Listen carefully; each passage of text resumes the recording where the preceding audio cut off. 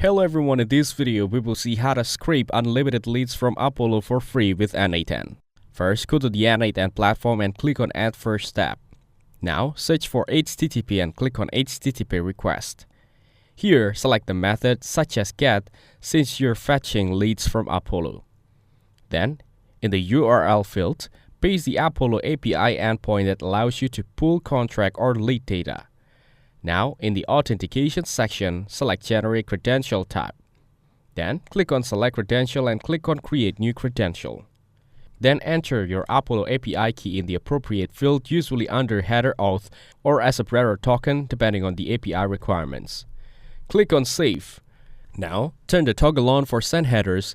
In the Headers section, add authorization as the key, bearer your underscores API underscores key as the value, replace your underscores API underscores key with the actual Apollo key. You can also add query parameters to filter your leads, like company name, title, location, etc. Then click Execute Node or run the workflow. If the setup is correct, N8N will scrape the lead data from Apollo and display it in the output panel. You can now link this with other nodes to process or export the leads. For example, send to Google Sheets or a CRM. Repeat the call with pagination handling to scrape unlimited leads for free.